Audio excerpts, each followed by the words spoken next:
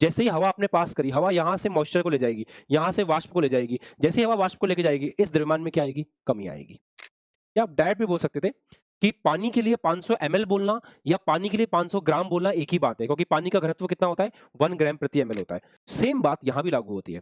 अब जो आपका विलयन है, अब आपका बेंजीन नहीं है, अब बेंजीन में आप सॉल्यूट डाल चुके हो, अब वो जमना शुरू करेगा। तो जमेगा ऐसा नहीं है कि एक फिक्स तापमान पे जम जाएगा। जैसे आपने सोचा कि सर 278 पे जमता था, अब विलयन का हो चुका है 276, हमारा है 275, तो सारा का सारा जम गया। तो हम बोल देंगे सारा जम गया, ऐसे नहीं होता। Hello, hello. हाँ जी, वॉइस एकदम क्लियर आ रही है, दिखाई एकदम साफ दे रहा है। Just raise your hands, everything is fine. शुरू करें? अच्छा।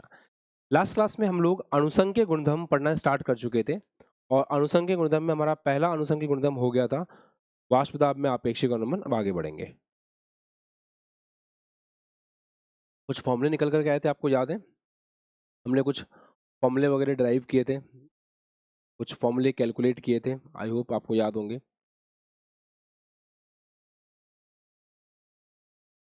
Do you remember everyone? चलो एक सवाल कर लें पहले। क्वेश्चन लिखेंगे। क्वेश्चन है,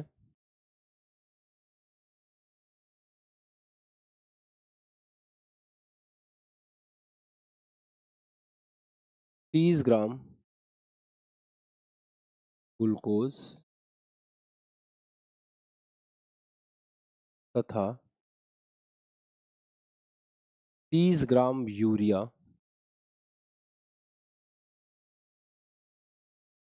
को 500 ml पानी में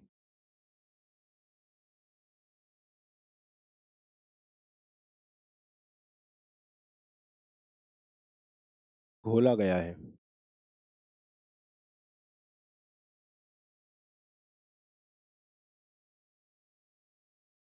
विलयन का वाष्प दाब ज्ञात करें।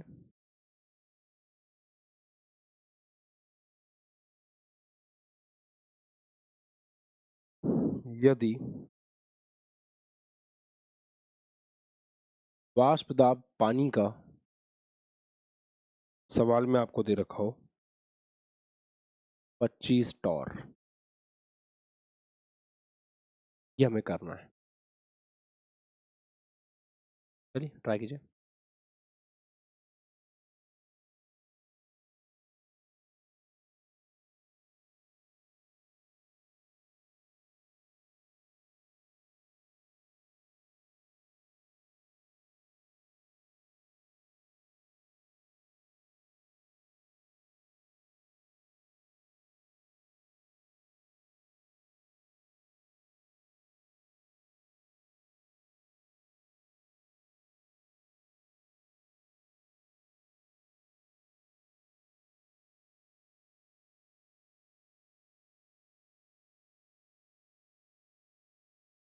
फॉर्मूले याद है? मतलब का C6H12O6 ग्लूकोज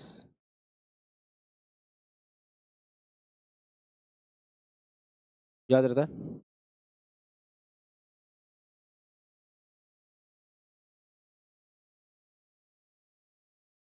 बहुत आसान है, बहुत ज़्यादा आसान है। बस तुम निपटा दो तरीके से इसको, कहीं से कहीं तक भी टफ नहीं है।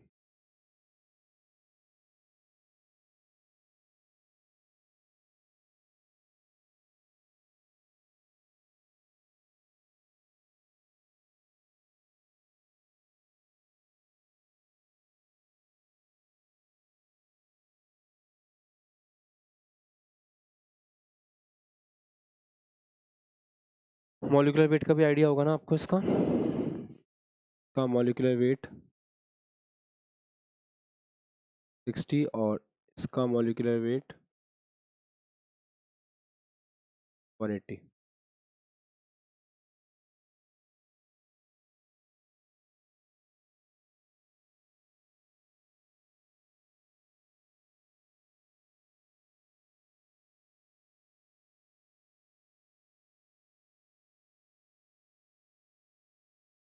हो गया? डन। सबसे इंपॉर्टेंट है इसमें कि आपने फॉर्मूला कौन सा लगाया है ना। मैंने कल आपको दो वेरिएंट्स दिए थे फॉर्मूले के, याद है आपको? ये वाला लगाना चाहिए था, आसानी से हो जाता। ई नॉट माइनस पी एस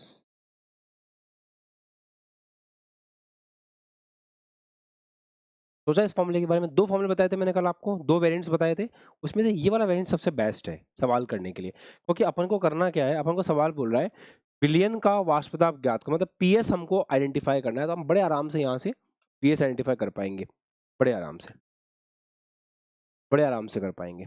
शुरू करें? चलो ध्यान से देखेंगे। सबसे पहली बात, 30 ग्राम ग्लूकोज को और 30 ग्राम यूरिया को 500 ml पानी में घोला है, ठीक है, विलयन का वाष्प दाब ज्ञात करना है। पानी का वाष्प दाब 25 टॉर दे रखा है, मतलब पी नॉट आपको 25 दे रखा है। नंबर ऑफ मोल, ये किसके मोल होते हैं? सभी को पता होगा, ये सॉल्यूट के मोल होते हैं, और ये सॉल्वेंट के मोल होते हैं।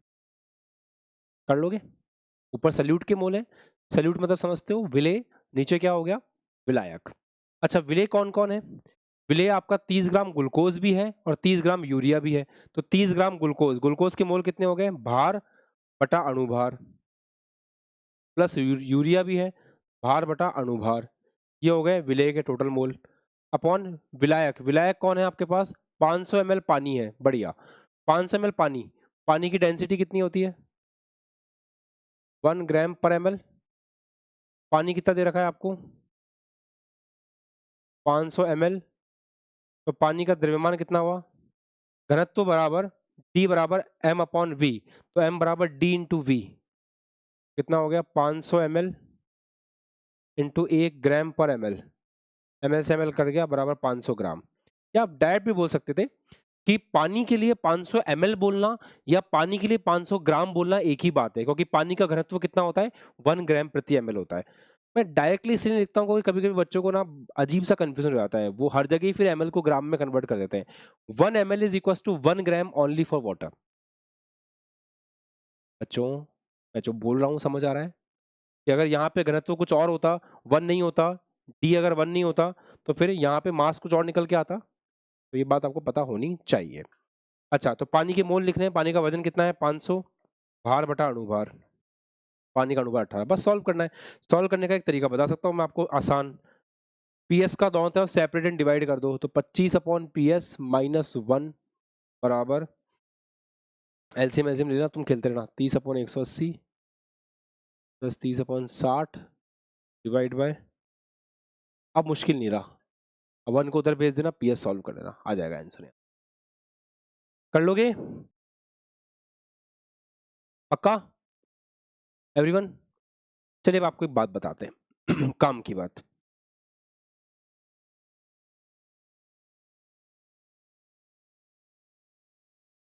इस अणुसंघ के गुणधर्म का, इस अणुसंघ के गुणधर्म को, गुणधर्म का मुख्य प्रयोग, मुख्य प्रयोग विलेय का अणुभार निकालने में किया जाता है।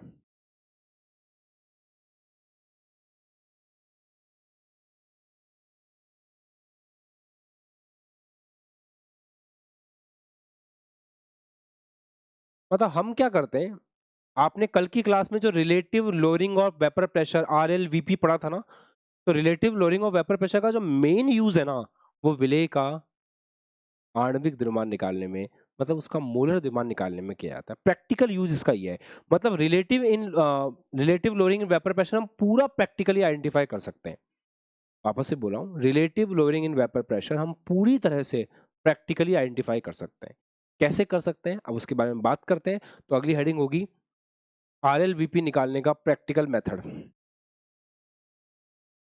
वाष्प दाब में आपेक्षिक नमी को, वाष्प दाब में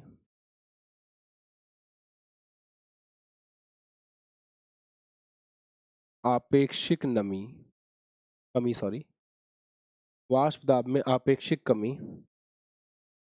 की प्रायोगिक गणना, वाष्प दाब में आपेक्षिक नमी की, वाष्प दाब में आपेक्षिक कमी प्रायोगिक गणना कैसे करते हैं वो सीखते हैं पर, है ना।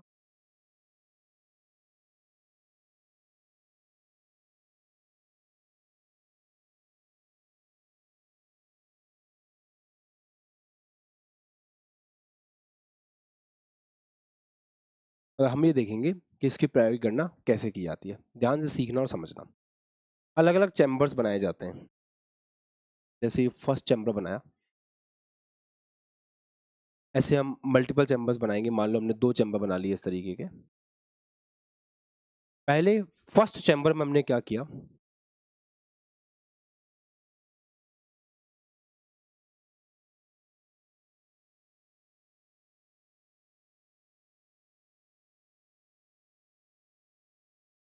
फर्स्ट चैम्बर, ये सेकंड चैम्बर,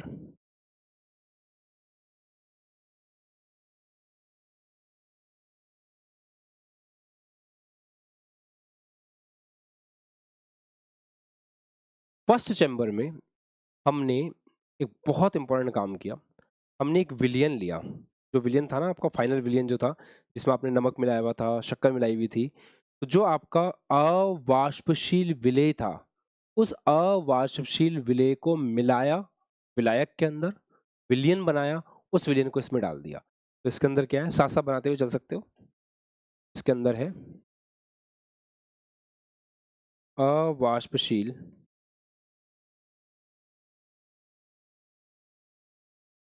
ठोस विलेय का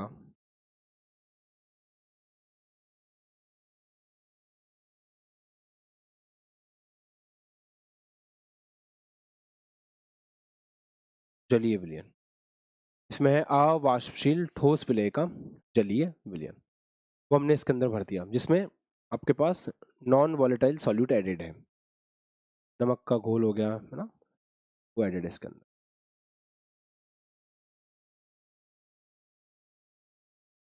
अब हम क्या कर रहे हैं, यहां से अंदर भेज रहे हैं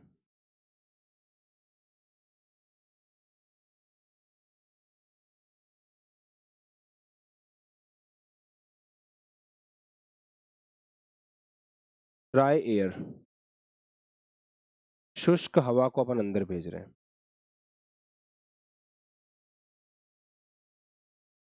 हाँ मनोज?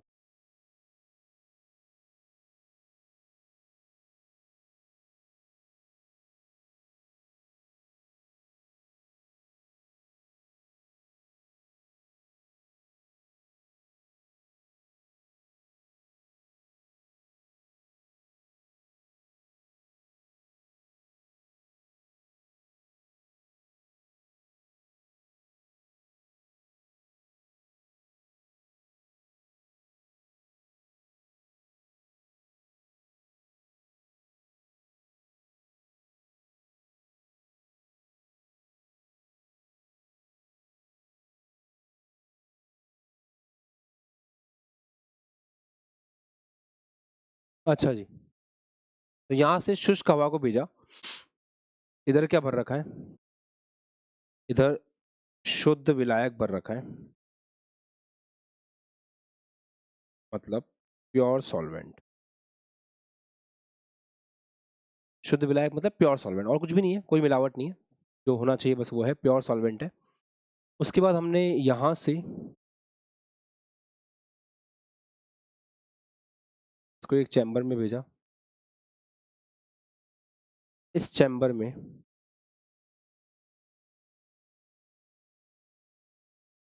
पूरी तरह से ऐसा मटेरियल भरा हुआ है जिसको अपन डिहाइड्रेंट बोलते हैं।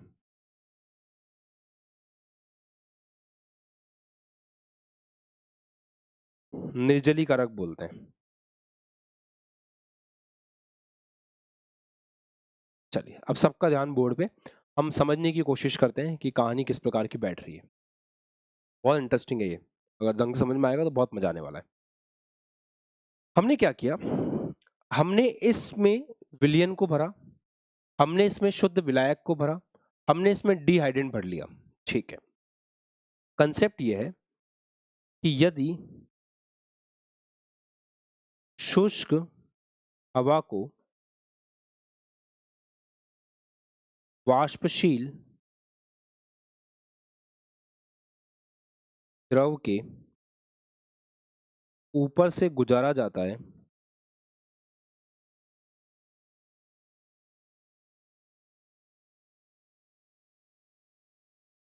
तो द्रव्यमान में, द्रव के द्रव्यमान में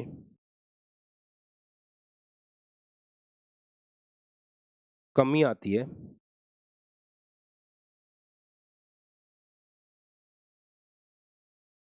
जो उसके वाष्प दाब की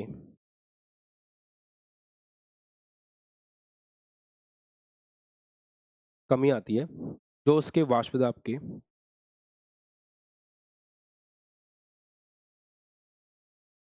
समानुपाती होती है। कमी आती है जो उसके वाष्प दाब के समानुपाती। ये कंसेप्ट है बस। कंसेप्ट के सिद्धांत यही है, प्रिंसिपल यही है। जो कुछ भी करेंगे ना, इसी प्रिंसिपल पे करेंगे कि जब ड्राई एयर को हम वोलेटाइल लिक्विड से पास करते हैं तो उसके द्रव्यमान में कमी आती है, और उसके द्रव्यमान में जो कमी आती है वो सीधे सीधे वेपर प्रेशर ऑफ लिक्विड के मतलब उसके वाष्प दाब के समानुपाती होती है। इसको लिख लो।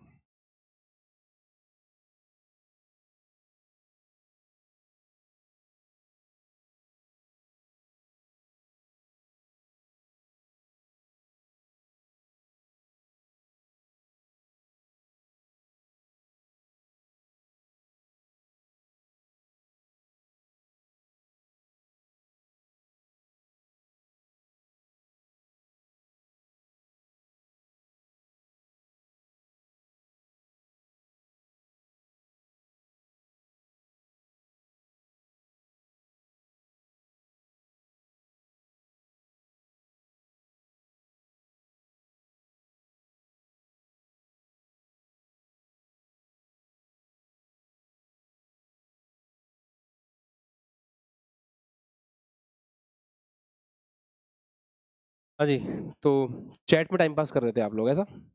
एक्चुअली क्या होता है, सब्जी मंडी गए हो कभी? सब्जी मंडी के अंदर क्या होता है ना कि ठेले लगे होते हैं सबके, कोई फ्रूट्स का ठेला, कोई सब्जी का ठेला। तो किसी दिन पुलिस की गाड़ी अगर आती नहीं है ना, तो वो सब ठेले आगे लगा लेते हैं और सड़क को ब्लॉक कर देते हैं। फिर पुलिस वाले आके सबको डंडा मार के साइड में करते हैं। तो हम भी कुछ-कुछ वैसे ही हैं। जब तक हमारा डंडा नहीं पड़ेगा ना, तब तक हम शांति नहीं रख सकते। फालतू बात करेंगे ही करेंगे। जबकि कहने को हम जेईई एस्पिरेंट्स हैं, नीट एस्पिरेंट्स हैं, अटल के बच्चे हैं, मतलब कि हम ड्रॉप लेके 1 साल सिंसियरली पढ़ाई करने वाले बच्चे हैं और इस तरह की हरकत कर रहे हैं। बेटा ये जितना आसान दिख रहा है ना, एक बार किताबों में पढ़ना इसको। तुम्हें एक लाइन समझ में नहीं आएगी। केमिस्ट्री को पढ़ के देखना कभी। केमिस्ट्री बुक्स से पढ़ने में कोशिश करना एक बार। इनऑर्गेनिक केमिस्ट्री की किताब उठा लेना, एनसीईआरटी उठा लेना, उसको पढ़ने की कोशिश करना। तुम्हारे सिंगल लाइन भी समझ में नहीं आएगी, इतनी अजीब होती है केमिस्ट्री। तो जब कोई चीज़ पढ़ाई जा रही है ना, तो वो शांति से सीखो। बहुत काम की चीज़ बता रहा हूँ मैं आपको ये। देखो अब अपन क्या कर रहे हैं, यहाँ पे अपना विलयन है। इस विलयन में वाष्प पैदा होगी, विलयन का वाष्प दाब आएगा। यहाँ पे जो वाष्प दाब होगा वो होगा पीएस। यहाँ पे शुद्ध विलायक है। अब यहाँ पे तो कुछ है नहीं, यहाँ तो प्योर सॉल्वेंट है, प्योर सॉल्वेंट के अलावा कुछ भी नहीं है। तो यहाँ पे जो वाष्प दाब रहेगा वो रहेगा पी नॉट, और यहाँ पे डिहाइड्रेंट है।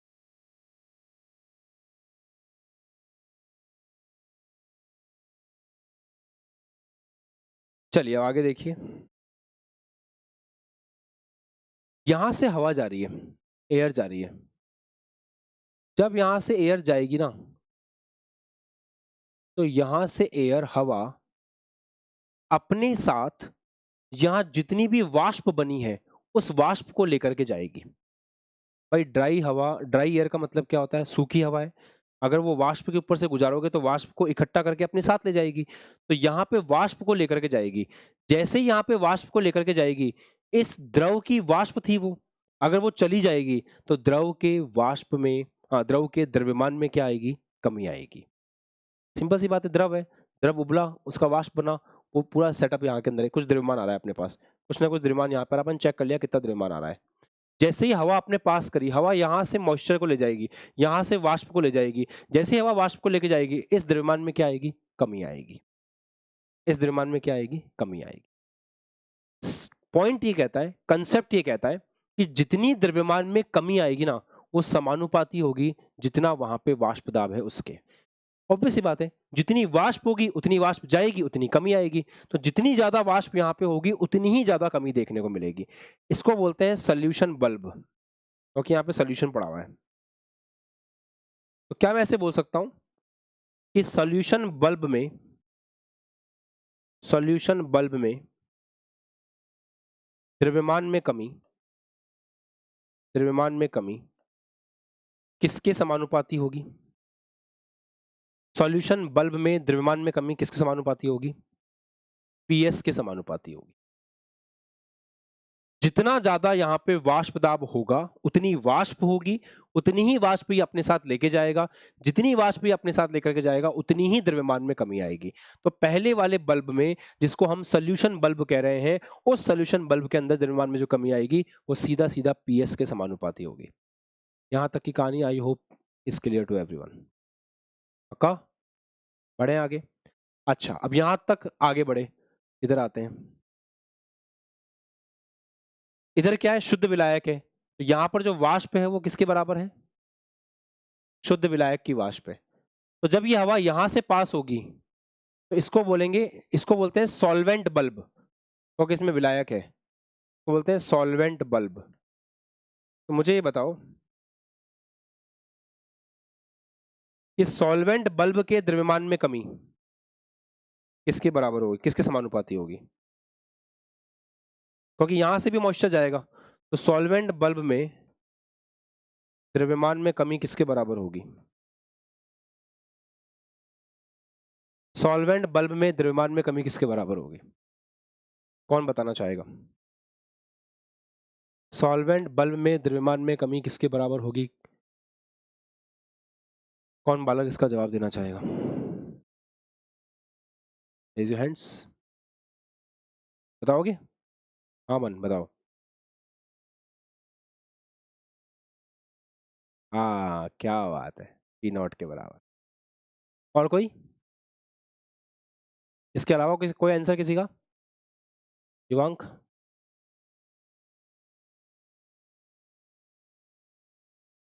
पीएस के बराबर? पीएस तो हो गया ना दोस्त।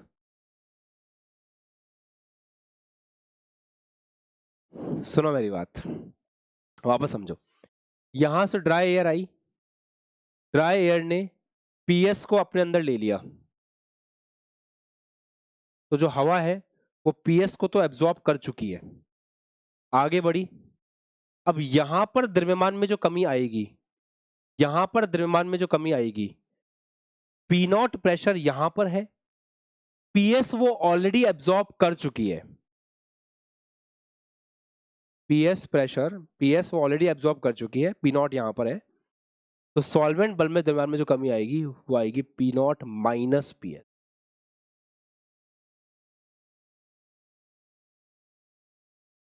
क्योंकि पी नॉट तो ऑलरेडी एब्जॉर्ब हो चुका है ना दोस्त, ये पीएस तो ऑलरेडी एब्जॉर्ब हो चुका है। तो जब यहां से जैसे हवा आ रही है, सब बात को ध्यान समझना, यहां से हवा आ रही है, यहां से हवा, यहां पे इसने क्या किया, मॉइस्चर को गेन किया, अब ये नमी आ चुकी है इसके अंदर, नमी आ चुकी है। तो पीएस तो ऑलरेडी इसके अंदर चिपका हुआ है ना, पीएस तो ऑलरेडी इसके अंदर चिपका हुआ है, तो पी नॉट यहां पर है, तो पी नॉट में से पीएस को हटाओ, इतनी द्रव्यमान में कमी आएगी। क्लियर है? अभी थोड़ा थोड़ा कंसेप्चुअल बेसिस पे स्ट्रांग खुद को रखना चाहिए। अच्छा, कुल द्रव्यमान में कमी कितनी आई?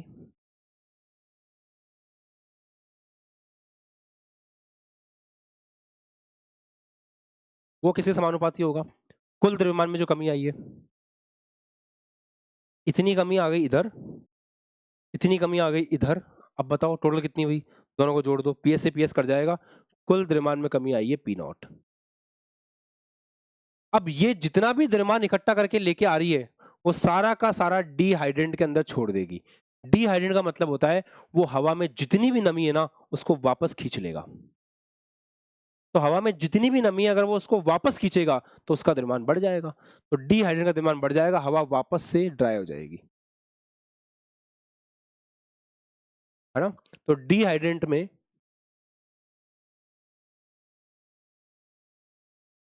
डिहाइड्रेंट में द्रव्यमान की वृद्धि ये किसके समानुपाती होगी? ये किसके समानुपाती होगी बताओ? पी नॉट के। जितने द्रव्यमान में कमी आई थी टोटल, वो सारा द्रव्यमान यहां आ जाएगा। जितनी द्रव्यमान में कमी आई थी टोटल, वो सारा द्रव्यमान यहां आ जाएगा। बात खत्म।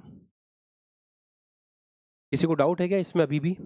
कि सर पी नॉट क्यों नहीं लिया? किसी को डाउट है तो बता दो। मैं आपको समझाता हूँ। ये स्टेटमेंट ध्यान से पढ़ो इसको अच्छे से। जिस समय तुम सब्जी मंडी में कचरा कर रहे थे ना यहाँ पे, उस समय ये स्टेटमेंट लिखा था मैंने। यदि शुष्क हवा को वाष्पशील द्रव के ऊपर से गुजारा जाता है तो द्रव के द्रव्यमान में कमी उसके वाष्प दाब के समानुपाती होती है। तो यहाँ वाष्प दाब कितना है? PS, तो कमी इसके समानुपाती होगी। अब इस वाष्प को लेकर के हवा अपने साथ आ रही है, ठीक है? तो अब नेट वाष्प दाब यहाँ पे कितना बचा? P नॉट तो इसका था, PS ये हवा लेकर के आ गई, तो नेट वाष्प दाब क्या होगा? P नॉट माइनस PS, जब इस बल्ब के अंदर है, क्योंकि हवा में ऑलरेडी एक वाष्प दाब है P नॉट, PS, तो P नॉट वहां पर है, PS हवा में ऑलरेडी है, तो डिफरेंस कितना आ रहा है? उसके बराबर द्रव्यमान में कमी आएगी। ये कहने का मतलब सही है। अब नाउ गॉट इट। अच्छा, जितनी यहाँ पे कमी आई, जहां टोटल कमी कितनी हो गई? PS plus P not minus PS, PS से PS का टोटल कमी यहाँ पहुंच गई, टोटल कमी यहाँ पहुंची, उसे पूरे को एब्जॉर्ब कर लिया, उसने पूरे को एब्जॉर्ब कर लिया, तो जितनी टोटल कमी हुई थी उतना वापस द्रव्यमान बढ़ गया, तो इसमें सारा द्रव्यमान बढ़ जाएगा। मतलब कुल मिला के यहाँ की सारी वाष्प इकट्ठी होकर यहाँ चली गई, तो टोटल द्रव्यमान यहाँ पे बढ़ गया, ऐसा आप बोल सकते हो।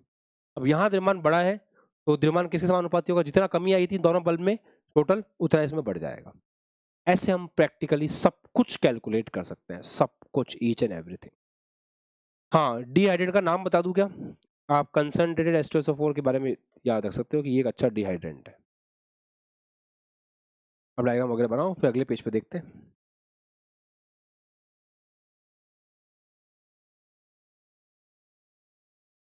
डन है? अब आप देखो कैसे कर सकते हैं।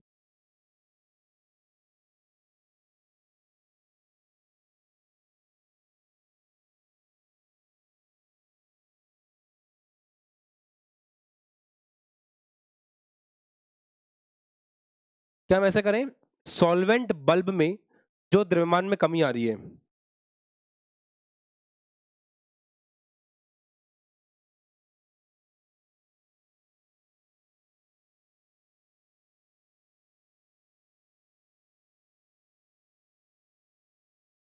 उसको अगर डिवाइड लगाएं, जो हमारे पास डिहाइड्रेंट में द्रव्यमान में वृद्धि हो रही है,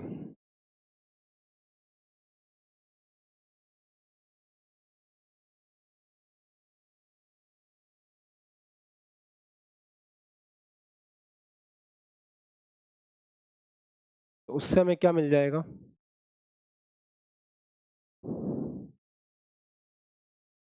P not minus PS upon P not.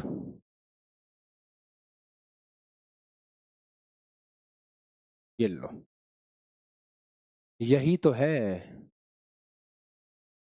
Relative lowering in vapour pressure.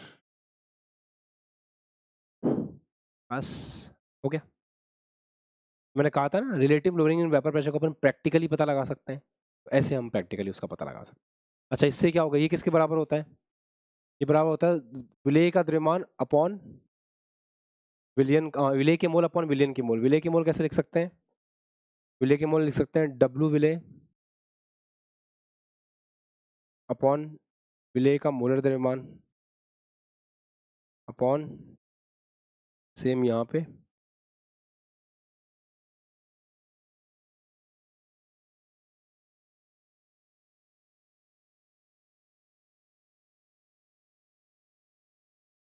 Upon विलायक का मोलर द्रव्यमान। ऐसे हम बोल सकते, ठीक है? तो यहाँ से क्या कैलकुलेट हो जाएगा? यहाँ से कैपिटल M कैलकुलेट हो जाएगा।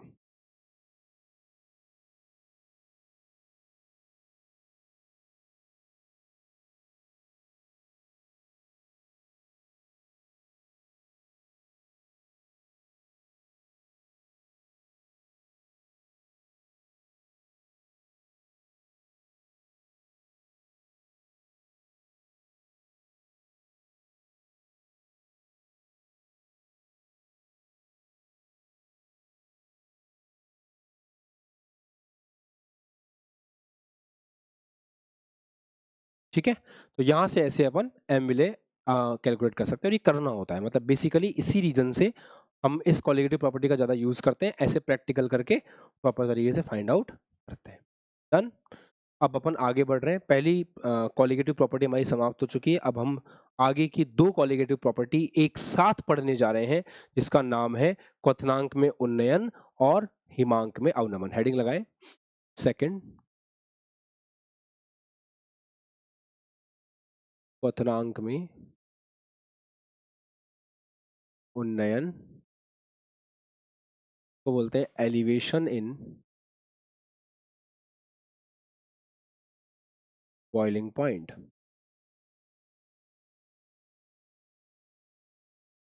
और थर्ड अपन साथ में ही पढ़ रहे हैं, हिमांक में अवनमन, डिप्रेशन इन फ्रीजिंग पॉइंट।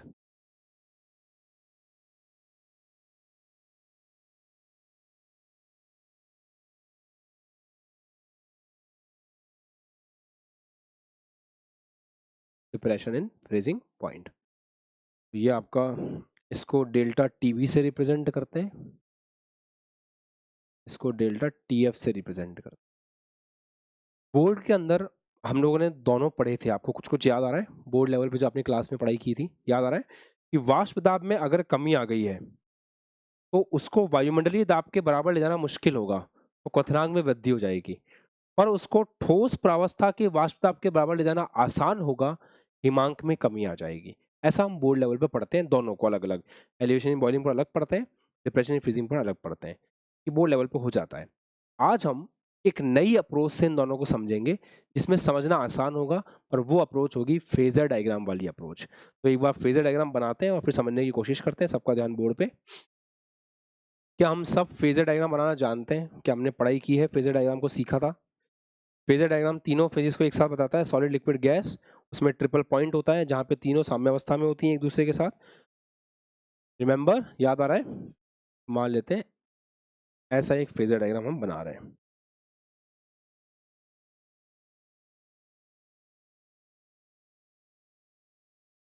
ये फेजर डायग्राम है।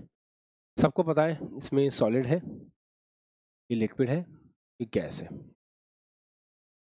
यहाँ पे प्रेशर लेते हैं अपन, वेपर प्रेशर। यहाँ पे अपन तापमान लेते हैं। ठीक है, ऐसा ही होता है। अब मुझे ये बताओ कि अगर आप, ये मैंने जो बनाया है, ये जो फेजर डायग्राम मैंने बनाया है, ये शुद्ध विलायक का बनाया है।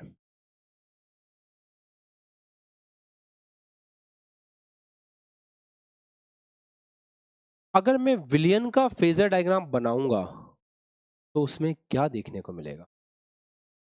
विलियन के फेजर डायग्राम में क्या होगा? क्या डिफरेंस आएगा विलियन के फेजर डायग्राम में? जस्ट थिंक, विलियन के फेजर डायग्राम में क्या डिफरेंस आएगा? सोचो, विलियन के फेजर डायग्राम में क्या डिफरेंस आएगा?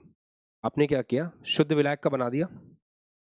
अब आपने ठोस अवाष्पशील विलेय को मिलाया प्लस विलायक, इससे आपने विलियन बनाया। मैंने कुछ सिखाया था आपको कि अगर आप ठोस अवाष्पशील विलेय को मिलाओगे तो वाष्प दाब घट जाएगा, बताया था।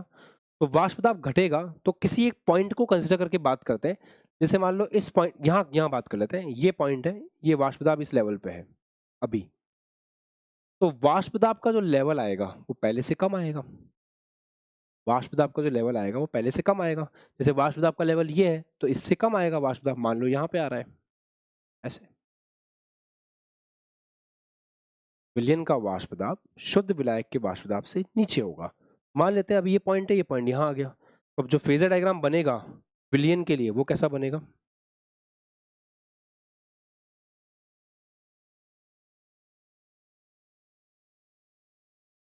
ऐसा बनेगा। तो फेजर डायग्राम बनेगा वो कैसा बनेगा? ऐसा बनेगा। अब आप किसी भी तापमान पे चेक कर लो, जिस तापमान पे आपको चेक करने का मन करे। चलो इस तापमान पे चेक करते हैं। इस तापमान पे विलयन का वाष्प दाब ये है, और इसी तापमान पे शुद्ध विलायक का वाष्प दाब ये है। देख लो, शुद्ध विलायक का वाष्प दाब ज्यादा है, विलयन का वाष्प दाब कम है। है ना। यही समझाने की कोशिश कर रहे थे हम लोग आपको कि विलयन का जो वाष्प दाब है वो शुद्ध विलायक के वाष्प दाब से घट जाता है, कमी भी इसको कहते हैं, इसी को कमी कहते हैं। अच्छा, अब आपको ये भी पता है कि सॉलिड से लिक्विड, लिक्विड से गैस, यहाँ पे क्या होता है, जमना, यहाँ पे फ्रीजिंग होती है। लिक्विड से सॉलिड बन रहा है तो फ्रीजिंग हो रही है।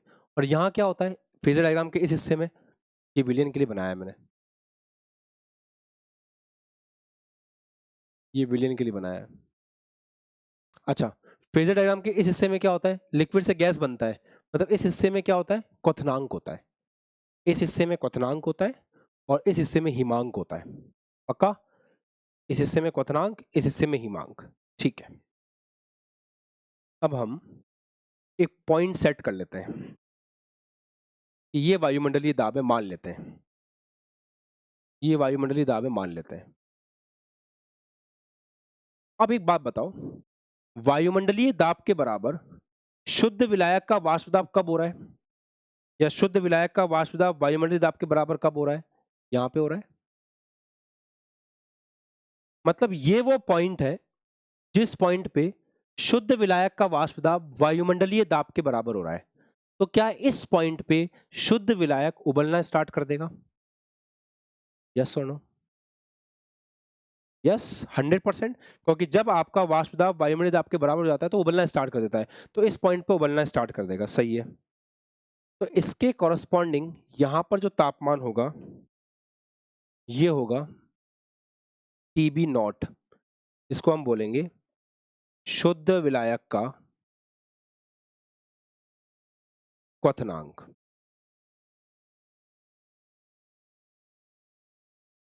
अच्छा, अब विलियन, विलियन का वाष्प दाब इसके बराबर कब हो रहा है, कहां पे हो रहा है, देखो डायग्राम में, अपनी आंखों से देखो, मैं बताता हूं फिर कहां हो रहा है। ये विलियन है, इस विलियन का वाष्प दाब इस वायुमंडलीय दाब के बराबर यहां पे हो रहा है। तो विलियन किस तापमान पर उबलना स्टार्ट करेगा, विलियन इस ताप पर उबलना स्टार्ट करेगा। तो विलियन के लिए ये होगा टीबी, टीबी बोले तो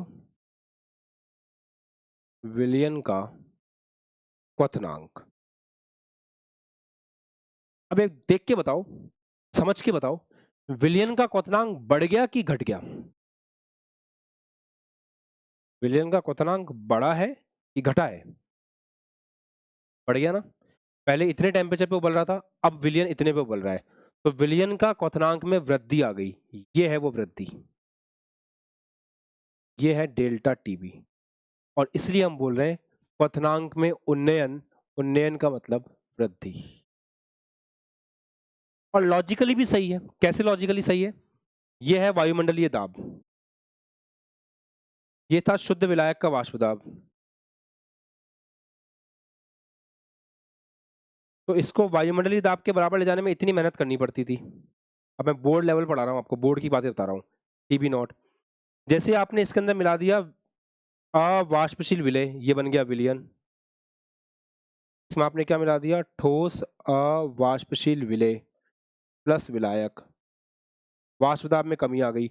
अब इसको वायुमंडलीय दाब के बराबर ले जाने में ज्यादा मेहनत करनी पड़ेगी, तो टीबी ज्यादा हुआ ना टीबी नॉट से, और ये जो अंतर दिख रहा है ये डेल्टा टीबी है, क्वथनांक में वृद्धि, क्वथनांक में उन्नयन।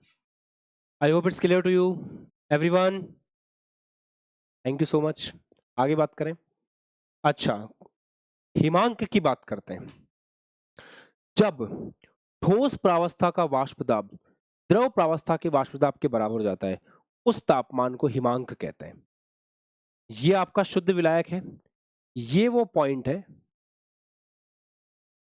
ये वो पॉइंट है जो हिमांक को बताएगा। एम आई राइट। इस पॉइंट पर लिक्विड और सॉलिड एक दूसरे के साथ किसमें है, इस पॉइंट पे लिक्विड और सॉलिड एक दूसरे के साथ साम्यावस्था में है। ये हिमांक को प्रदर्शित कर रहा है, ये हिमांक को प्रदर्शित कर रहा है, इसके कॉरेस्पॉन्डिंग जो भी पॉइंट आएगा ये हिमांक है।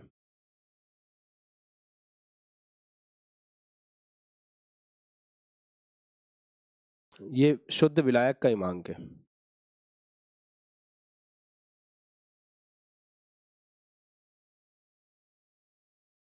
है ना? एक चीज और देखो, इसके कॉरस्पॉन्डिंग, अच्छा ये शुद्ध विलायक का हो गया। अच्छा शुद्ध विलियन का कहाँ आ रहा है? ये तो विलायक का हुआ, विलियन का कहाँ आ रहा है? विलियन में वो चीज कहाँ मैच कर रही है, चेक करो।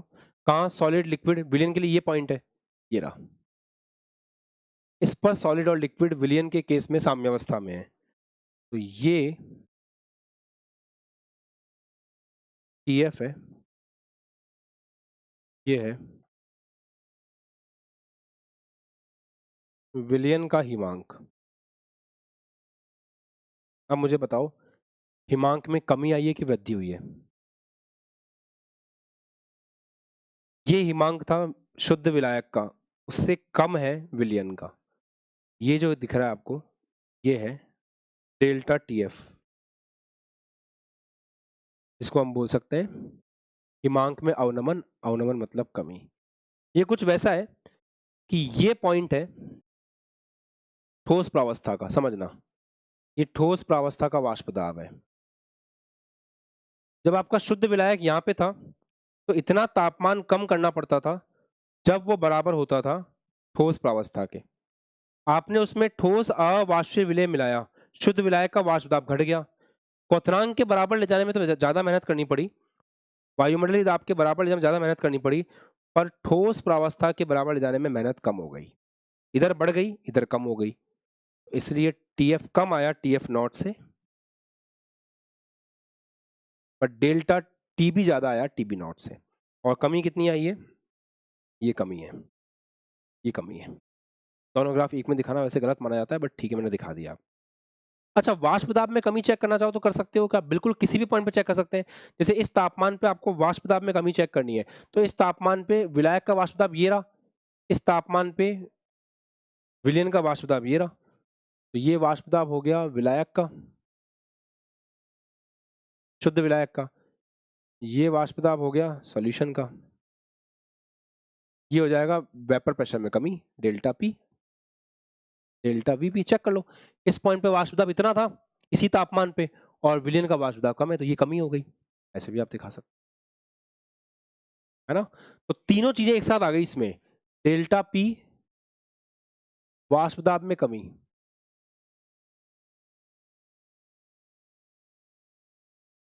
वाष्प दाब में अवनमन, ये भी इसके अंदर आ गया।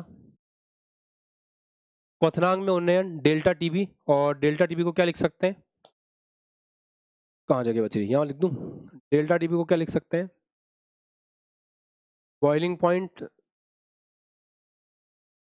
विलयन का माइनस बॉइलिंग पॉइंट शुद्ध विलायक का, और डेल्टा TF कैसे लिख सकते हैं? बॉइलिंग पॉइंट शुद्ध विलायक का ज्यादा है, फ्रीजिंग पॉइंट सॉरी, सॉल्वेंट का पहले लिख लो, सॉल्यूशन का बाद में लिख लो, ऐसे आप बोल सकते। ठीक है, थोड़ा सा अलग अप्रोच फॉलो किए समझाने की, basic classical approach of board follow नहीं किया, फेजर डायग्राम वाली अप्रोच फॉलो की। आई होप आपको समझ में आया होगा। थोड़ा क्लियरिटी के साथ में देखोगे तो ज़्यादा बेटर अप्रोच ये होती है, क्योंकि इसमें काफ़ी कुछ एक साथ देखने को मिलता है। अजीब लगता है शुरुआत में समझने में, एक बार हो सकता है इस पोर्शन को वापस से रिवाइज भी करना पड़ जाए, बट ज़्यादा स्टैंडर्ड ये है, सवाल बनते हैं फिर इससे। ठीक है एवरीवन, कंफर्टेबल आप लोग?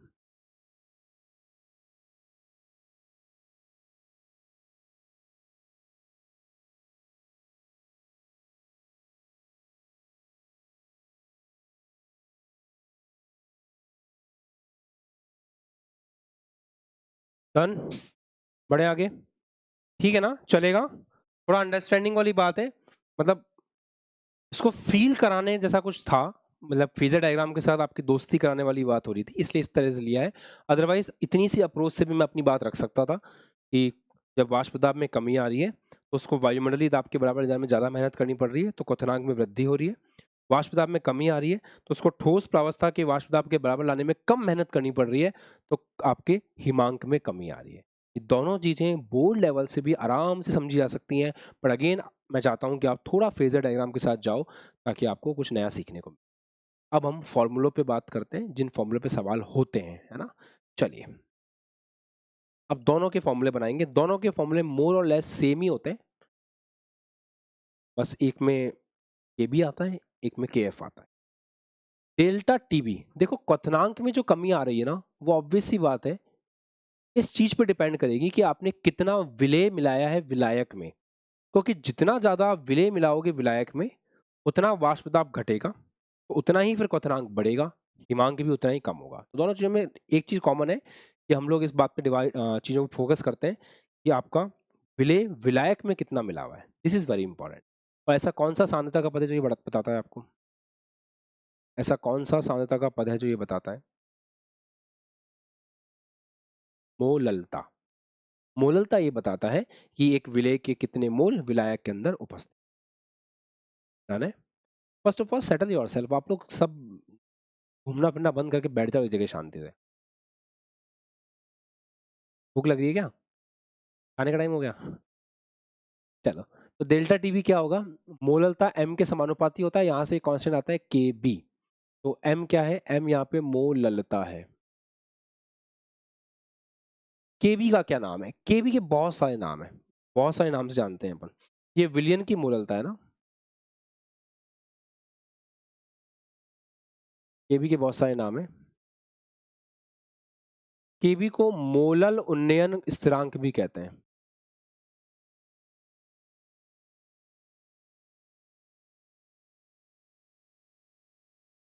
मतलब इसको हम मोलल एलिवेशन कांस्टेंट के नाम से भी जानते हैं। तो मोलल एलिवेशन कांस्टेंट,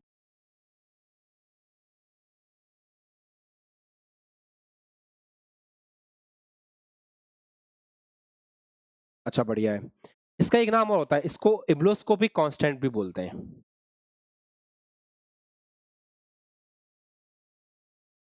इब्लोस्कोपिक कांस्टेंट भी बोलते हैं। तो नाम एग्जाम में कभी आ जाए इब्लोस्कोपिक कांस्टेंट तो घबराना नहीं है, ये वही चीज है। अच्छा, इसकी यूनिट क्या होती है? देखो यूनिट क्या होगी, इसकी यूनिट हो जाएगी केल्विन, इसकी होती है मोल पर केजी, तो मोल पर केजी नीचे जाएगा, तो केल्विन पर मोल केजी ऐसे हो जाएगा, मतलब केजी ऊपर आ जाएगा। तो अच्छे से लिखना चाहते हैं ऐसे लिख सकते हैं, केल्विन केजी पर मोल, ये इसका वैल्यू हो जाएगा। एक बात बहुत अच्छे से याद रखना कि ये जो आपका कांस्टेंट है ना केबी, ये विलायक का गुण है, ये विलेय का गुण नहीं है, ये विलायक से संबंधित होता है, ये विलायक का गुण होता है।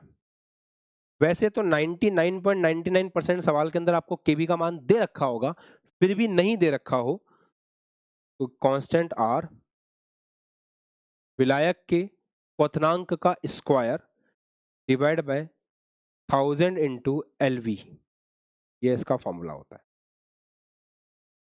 थर्मोडायनेमिक्स से भी आप इसको निकाल सकते हैं। तो ये बेसिकली इसका फॉर्मूला है। फॉर्मूले में कौन क्या है ये आप जानना चाहोगे, डेफिनेट सी बात है। तो ये टीबी जो है, ये विलायक का, बताया ना विलायक का गुण है, तो विलायक ही आएगा। ये विलायक का क्वथनांक है केल्विन में। एलवी क्या है? एलवी होता है latent heat of vaporisation.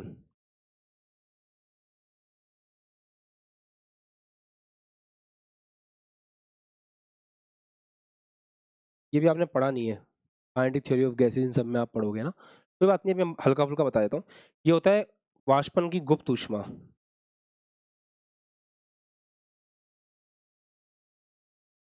Sir हमने तो वो एंथैल्पी एंथैल्पी सुना है।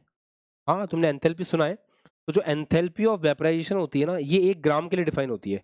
तो एंथैल्पी ऑफ वेपराइजेशन के अंदर तुम्हें भाग लगाना पड़ेगा विलायक के मोलर द्रव्यमान का। अगर एंथैल्पी ऑफ वेपराइजेशन में तुम विलायक के मोलर द्रव्यमान का भाग लगाओगे तो तुमको एलवी मिलेगा। तो ये है वाष्पन की एंथैल्पी, अभी लिख के रख लो, बाद में बहुत थर्मोडायनेमिक्स में बढ़िया समझ में आएगा। बस वाष्पन की एंथैल्पी है।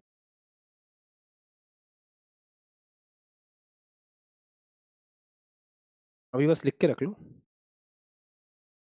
बाकी मस्त समझ में आएगा जब आप वो पढ़ोगे तब। अच्छा, एक बात और, आर क्या है? आर अपने आप में कांस्टेंट है। आर की वैल्यू आप दो तरीके से रख सकते हो, एक जूल पर मोल पर केल्विन में रख सकते हो, एक कैलोरी पर मोल पर केल्विन में रख सकते हो। दोनों वैल्यूज याद होनी चाहिए। अगर जूल में रख रहे हो तो 8.314 जूल पर मोल पर केल्विन, ठीक है। और कैलोरी में रखते हैं तो लगभग 2 के बराबर होती है, 2 कैलोरी पर मोल पर केल्विन। गुप्त ऊष्मा में और एंथैल्पी में एक ही चीज है, गुप्त ऊष्मा जो होती है ना वो जूल पर मोल में होती है, समझना। गुप्त ऊष्मा जो है ये जो होती है ना, सॉरी एंथैल्पी जो होती है ना, ये जूल पर मोल में होती है, और ये जो होती है पर ग्राम के लिए डिफाइन होती है, इसलिए मोलर मास का भाग लगाते हैं। ये पर ग्राम के लिए डिफाइन होती है गुप्त ऊष्मा। और जो ये दिख रही है आपको, ये डेल्टा एच, ये वाष्पन की एंथैल्पी, ये जूल पर मोल के लिए डिफाइन होती है। अब इतनी बात याद रख लो कि पर मोल पे बात कर रहे हैं तो एंथैल्पी है। मैंने बताया था शायद आपको ये ना, कि एंथैल्पी हमेशा एक मोल के लिए डिफाइन होती है, याद है? बताया था। हाँ ठीक है, तो आज गुप्त ऊष्मा के लिए एक बात ऐड कर रहा हूँ कि गुप्त ऊष्मा पर ग्राम के लिए डिफाइन होती है, 1 ग्राम के लिए। तो ग्राम कैसे आएगा? एक मोल में कितने ग्राम होते हैं? मोलर द्रव्यमान के बराबर। तो मोलर द्रव्यमान के लिए ऊर्जा है इतनी, तो 1 ग्राम के लिए कितनी होगी? दिस अपॉन मोलर द्रव्यमान, ऐसे फॉर्मूला बन रहा है। बाकी और डेप्थ में तो ऊष्मागतिकी में पढ़ ही लेंगे, अभी घबराने वाली कोई बात है नहीं। लिख लो इसको। अब साथ में इसका जो भाई है उसको भी लिख लेते हैं। ऐसे डेल्टा टी एफ जो है वो बराबर होता है के एफ इंटू एम के, या एम क्या है? एम वही है विलयन की मोललता,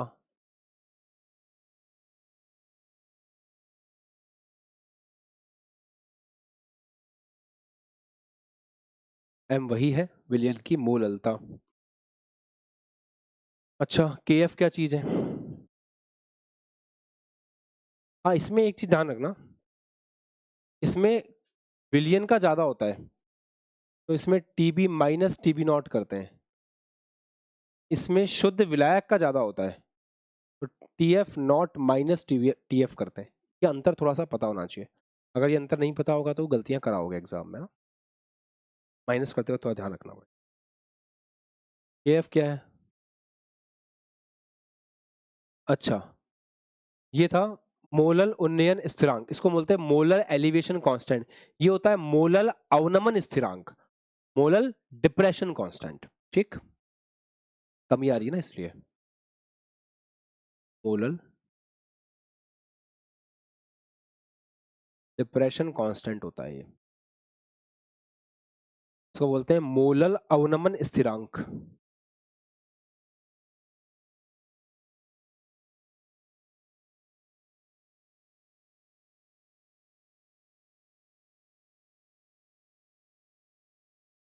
मोलल डिप्रेशन कांस्टेंट मतलब मोलल अवनमन स्थिरांक इसको हम कहते हैं। इसको क्रायोस्कोपिक कांस्टेंट भी बोलते हैं, तो इसका एक नाम और है।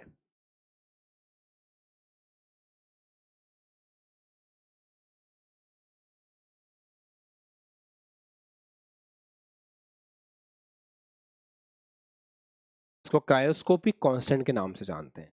यूनिट सेम आएगी, जो इसकी है वो इसकी है, केल्विन केजी पर मोल।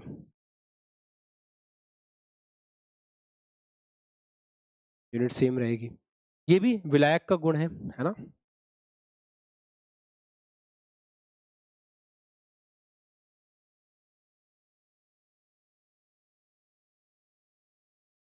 अगर के एफ का मान दे रखा हो सवाल में तो वेल एंड गुड, नहीं दे रखा होगा तो फॉर्मूले से निकालेंगे। थर्मोडायनेमिक फॉर्मूला निकलेगा इसका, सेम फॉर्मूला आएगा, आर इंटू टी एफ का स्क्वायर आ जाएगा, डिवाइड बाय यहाँ पे 100,000 है, 1000 इंटू एल एफ आ जाएगा। एल एफ क्या होगा? एल एफ होगा आपके लेटेंट हीट ऑफ फ्यूजन, बोलते हैं लेटेंट हीट ऑफ फ्यूजन। लिख लो नाम पूरे।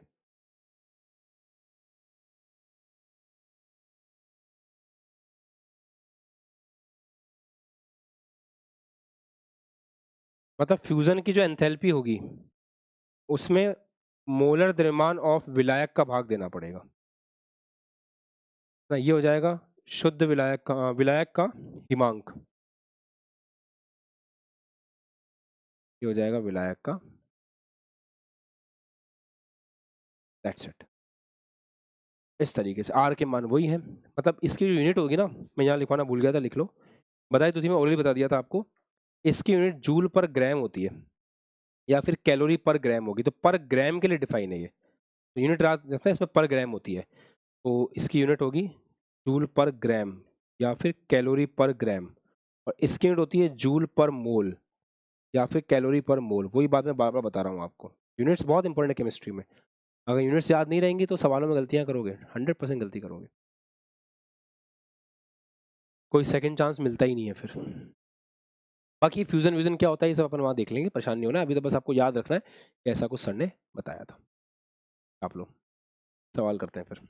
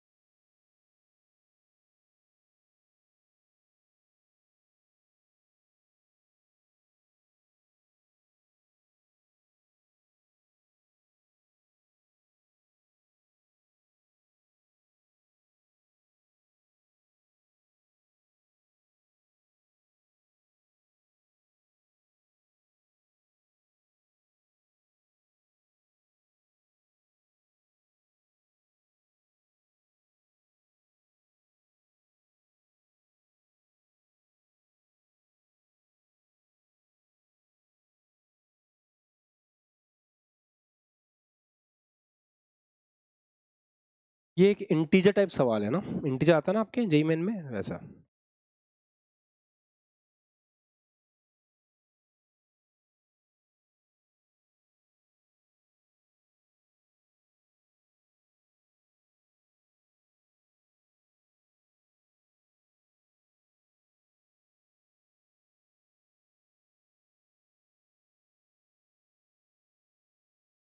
मन लगा के करो,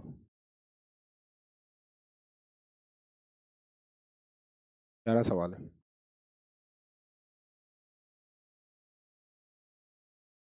कीजिए।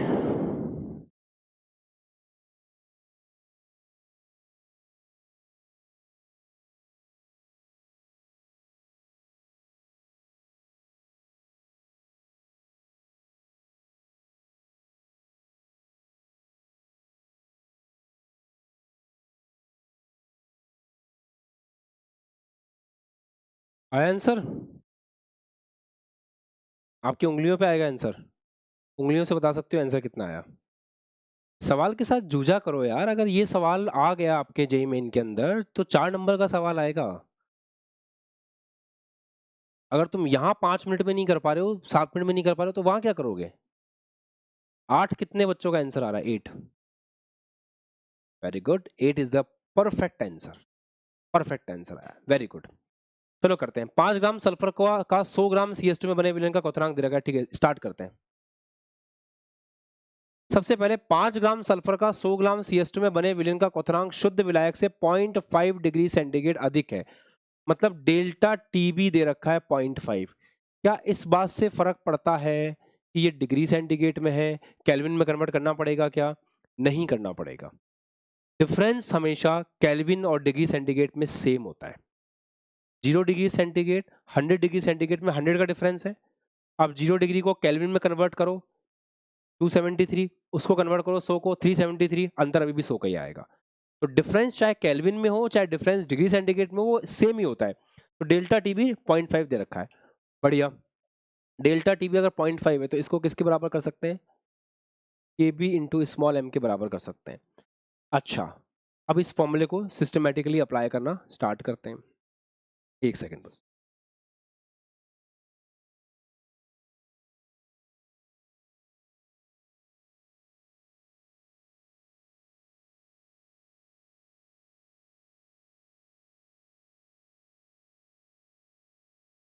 दे रखा है क्या अपन को के बी? नहीं सर, के बी तो दे नहीं रखा है। नहीं दे रखा है तो कोई बात नहीं, डरा काय करे हो। आर इंटू टी बी का स्क्वायर अपॉन लगा देंगे।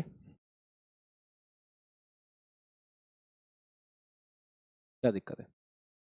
हो जाएगा सवाल तो। अगर के बी दे रखा था तो ठीक है, नहीं दे रखा है तो लगा दो सवाल में। चलो सॉल्व करते हैं।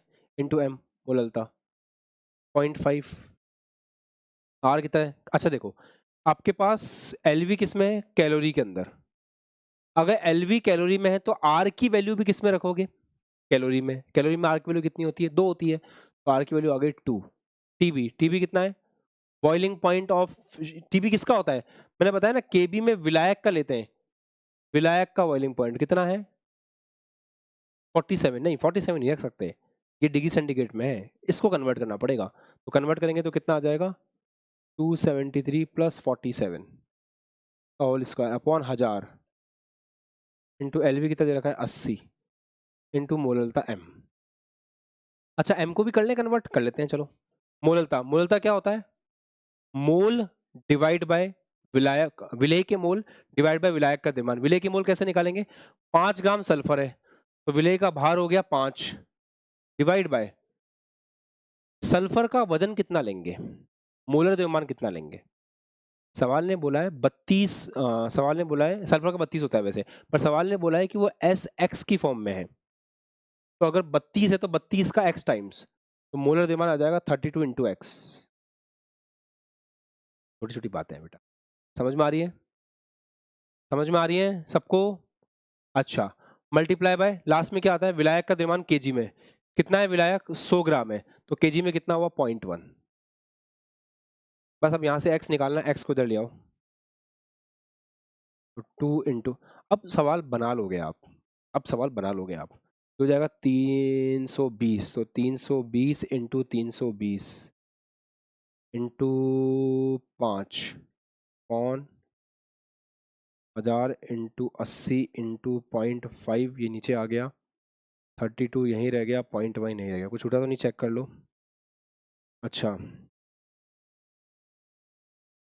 ये ऊपर गया 10, ये ऊपर गया 10, इस 5 से ये 5 कैंसिल, इस 32 से ये गया तो 10, इस 0 से ये 0 कैंसिल हो गया।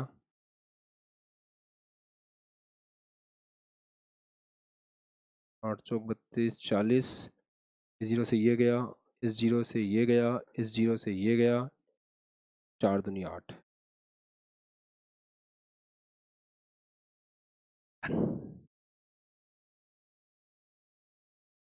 कितने का सवाल था ये?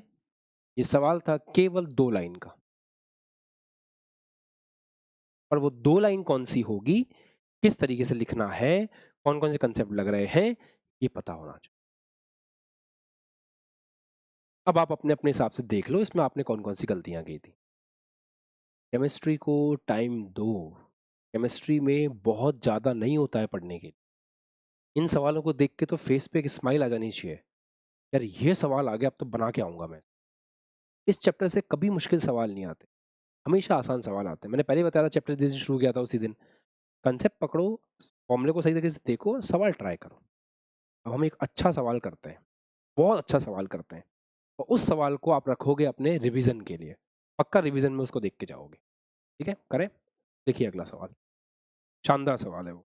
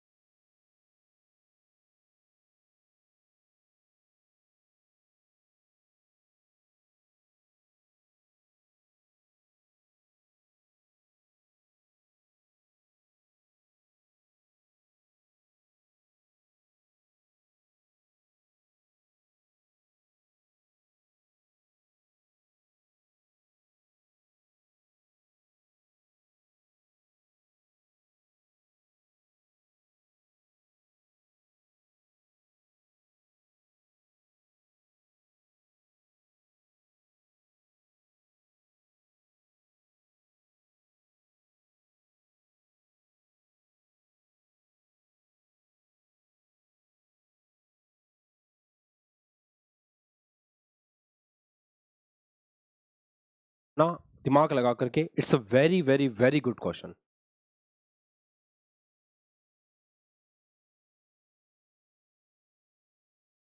बहुत प्यारा सवाल है ये। पहला पोर्शन तो तुम ऐसे कर लोगे, सेकंड में दिमाग लगाना पड़ेगा।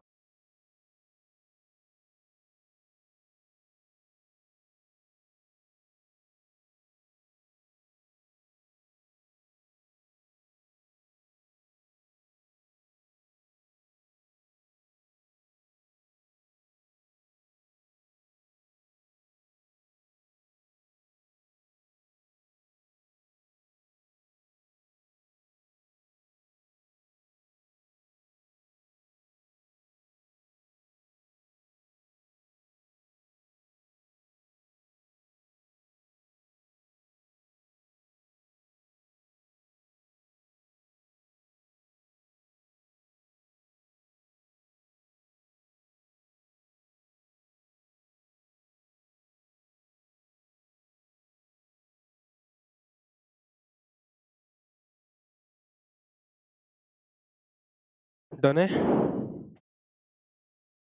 यस एवरीवन, हो गया सवाल? बना लिया?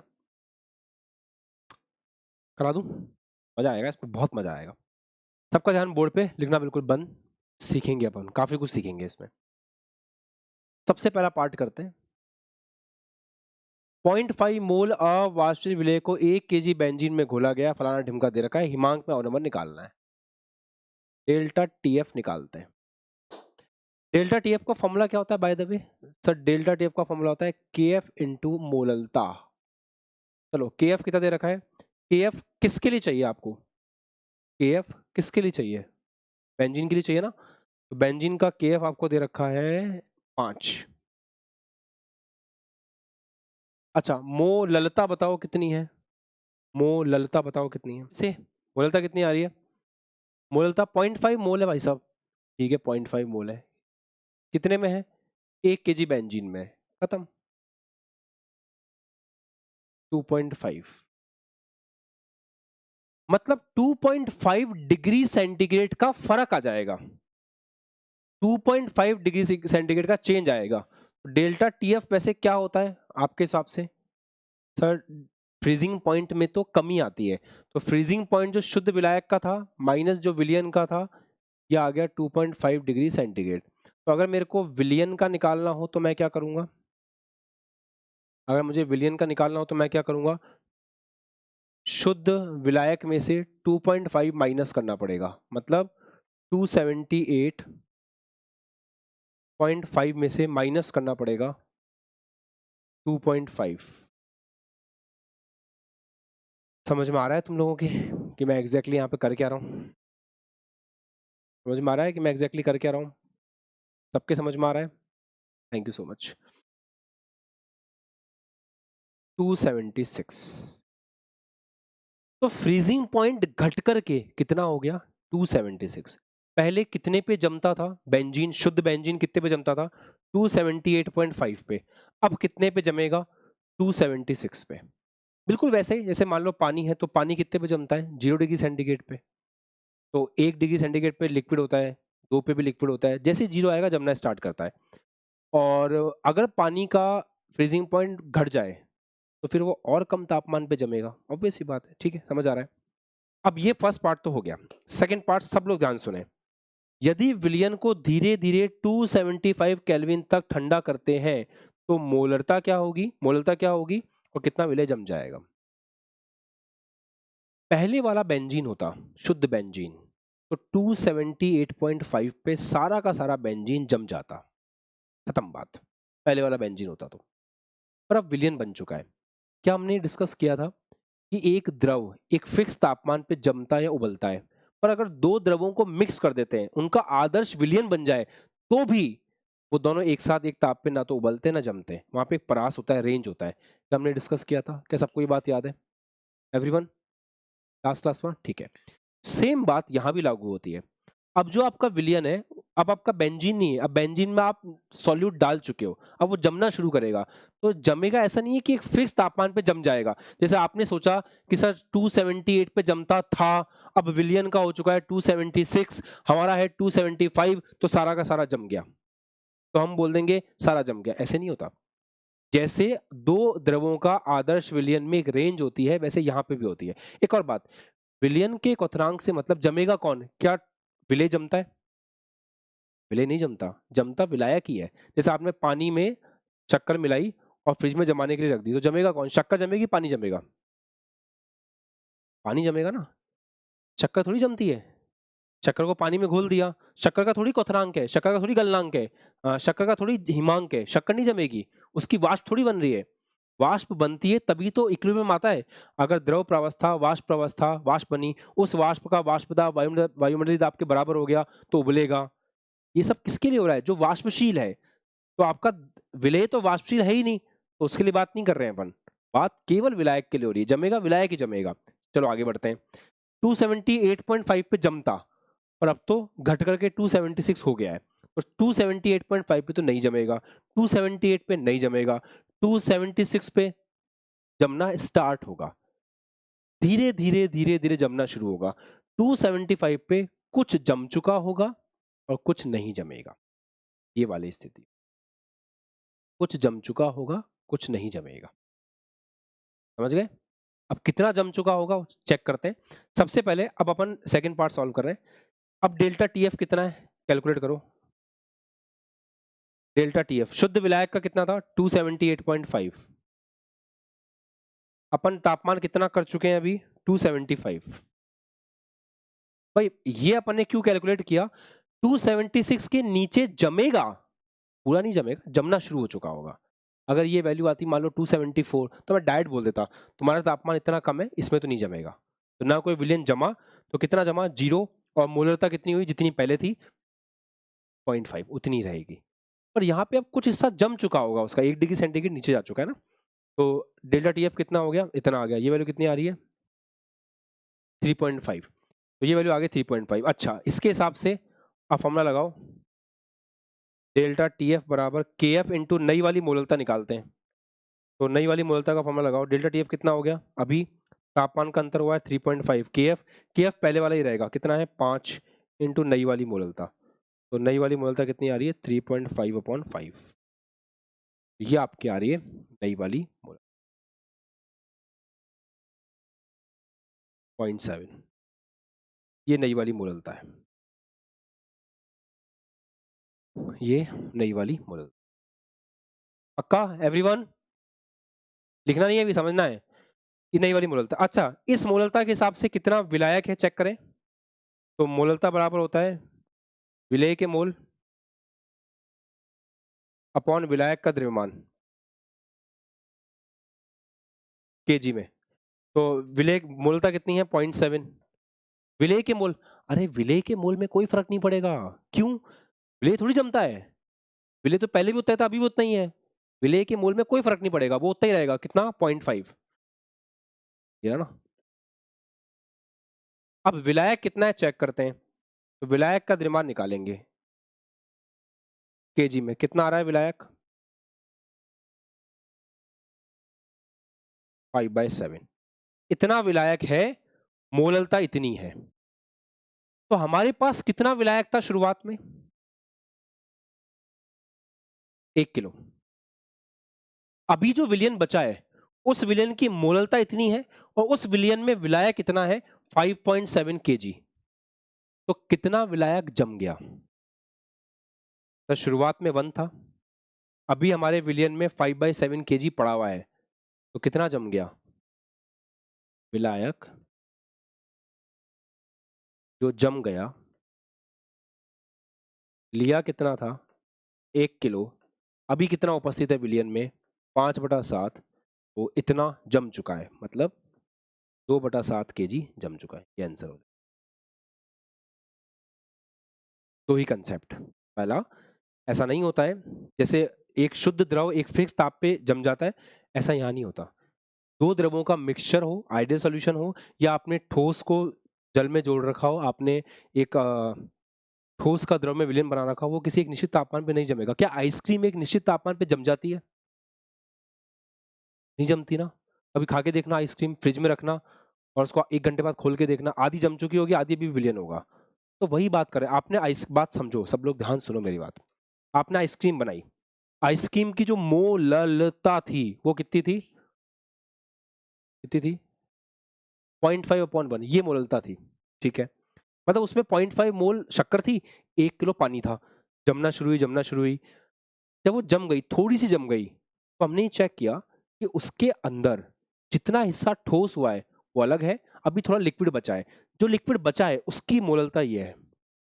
तो जो लिक्विड बचा है उस लिक्विड में मोल कितने हैं, उस लिक्विड में आपका विलायक कितना है वो ये है। तो कितना जम गया, 1 केजी हमने लिया था, इतना बचा है, तो जो जम गया वो हिस्सा कैसे निकलेगा, 1 केजी आपने पहले लिया था, उसमें से अभी इतना विलायक आपका विलियन में है, इसको माइनस कर दो, कितना जम गया वो निकल के आ जाएगा। ऐसे सवाल हो। तो है सवाल अच्छा, रिवीजन करने लायक है, सबको समझ में आ गया है इसमें क्या पढ़ाया गया है everyone. Now it's your responsibility कि अब आपको सवाल सॉल्व करना है। आज आपको एक अच्छी एक्स्ट्रा प्रॉब्लम की शीट मिलेगी, तो बढ़िया से सॉल्व करना है। दूसरी इंपॉर्टेंट बात सुनो सब लोग ध्यान से, इसके कंसेप्ट पर बेस बहुत सारे सवाल बनाए जा सकते हैं, बहुत सारे। कौन ठंडा, कितना बचा, कितना नहीं, बहुत अच्छे अच्छे सवाल बन सकते हैं। आपके दिमाग में क्रिस्टल क्लियर होना चाहिए कि चाहे द्रव प्लस द्रव का विलयन हो, चाहे ठोस को द्रव में मिलाया हो, ये एक फिक्स तापमान पे नहीं जम सकते, इनके लिए एक रेंज होगी, और जब रेंज होगी तो मल्टीपल सवाल बनाए जा सकते हैं, और ये एक तरीका है उन सवालों को सॉल्व करने का। ये क्वेश्चन नहीं है अपने आप में, it's a category of question, ये एक तरीका है, एक अप्रोच है, जो हमें समझ में आ गई ना अगर एक बार, पता नहीं कितने सारे सवाल हम सॉल्व कर देंगे। और कोई ज्यादा बड़ी कैलकुलेशन नहीं होती इस चैप्टर में, वो बोर्ड के सवाल छोड़ दो, उसमें कैलकुलेशन बहुत होती थी, इनमें कोई कैलकुलेशन नहीं, अभी हुई कैलकुलेशन, आज मैंने इतने सवाल कराए आपको, कैलकुलेशन नहीं मिलेगी आपको, सिंपल मिलेगा, सॉल्यूशन बहुत सिंपल चलेगा, कंसेप्ट पूरे लगने चाहिए। मुश्किल है क्या 2/7 को सॉल्व करना, तो ये 2/7 ही लिखा होगा ऑप्शन में, आजकल तो इतना आसान कर दिया उन लोगों ने, वो केवल आपके ब्रेन को चेक करना चाहते हैं, आपकी कैलकुलेशन स्किल्स को नहीं, फिर भी अच्छी होनी चाहिए वो एक अलग बात है। अमन,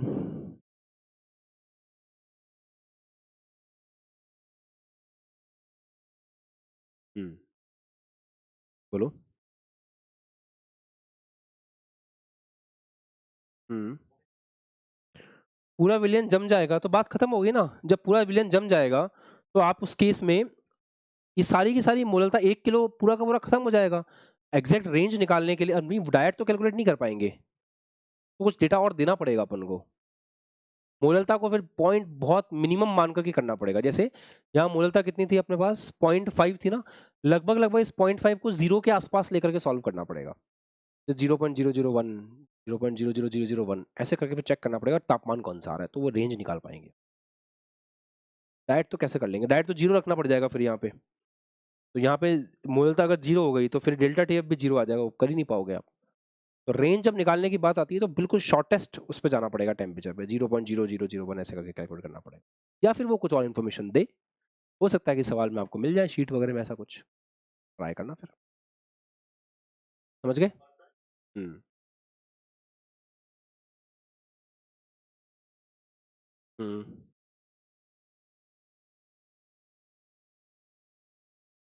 विलायक कम हो रहा है तो मोललता कम कैसे हो रही है, मोललता कम कहाँ हो रही है, 1 से कहाँ 0.7 हो गई, मोललता तो 0.5 थी, है ना, मोललता तो 0.5 थी ना, 0.5/1 थी, तो उससे 0.7 बढ़ गई ना उल्टा। चलिए, तो अब आप अच्छे अच्छे सवाल लगाना इसके, और अमन ने जो सवाल पूछा है उसके बारे में भी सोचना, क्या पता ऐसा कोई सवाल शीट या एडवांस के सवालों में आपको मिल जाए, just think about it. I hope you are enjoying the chemistry. जो केमिस्ट्री हम बोर्ड लेवल पर पढ़ते हैं ना बेटा, वो केमिस्ट्री अलग होती है, जो केमिस्ट्री हम जेई के लिए पढ़ते हैं वो केमिस्ट्री अलग होती है। अब क्या सच में आशा बैच के बच्चे को लगता है कि उसको बोर्ड के फुद्दू से सवाल करने की जरूरत पड़ेगी?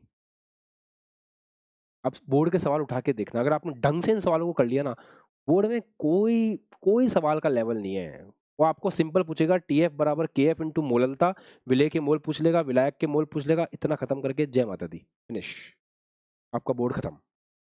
इसीलिए जो आशा बैच के बच्चे हैं बिंदास होकर के जेई की तैयारी करो, आपको बोर्ड की तरफ झांकना भी नहीं पड़ेगा, लास्ट में 1 महीने लिखना सीख जाना, दैट्स इट, अब आराम से बूस्ट करोगे। और अगले साल से तो बोर्ड भी 2 बार होगा, सीबीएसई ने तो कर दिया है। सीबीएसई ने कर दिया है 2 बार बोर्ड होगा साल में, एक बार जनवरी में होगा, एक बार मई में होगा। तो जनवरी में जिन बच्चों के 80% आ गई वो मई का पेपर ना दें, जिनके नहीं आई वो मई का पेपर दे सकते हैं। तो ऐसा ही बहुत जल्दी बोर्ड में भी होगा, तो आपके छोटे भाई बहनों को फ़ायदा मिलेगा उस चीज़ का। देखो अभी सीबीएसई में हुआ है तो यूपी बोर्ड को, एमपी बोर्ड को, ये तो थोड़ा समय लगता है इन लोगों को प्रोसेस करने में ना। पहले वो लोग करेंगे, फिर उनको देखेंगे ये लोग अच्छे से, हाँ ऐसे ऐसे हो रहा है, फिर खुद सीखेंगे, फिर उस चीज़ को इम्प्लीमेंट करेंगे। तो उसमें इनको 2-3 साल लग जाएंगे, बट ठीक है, कम से कम कर तो देंगे। और यूपी बोर्ड थोड़ा सजग ज़्यादा है तो हो सकता है जल्दी कर दे। ठीक है, तो मेहनत करो, पढ़ाई करो, अच्छे से सवालों की प्रैक्टिस करो। आज बैठ के शीट सॉल्व याद से करना है, सवाल जरूर लगाना है। अभी हम शीट अपलोड करवाते हैं नई वाली। Bye bye.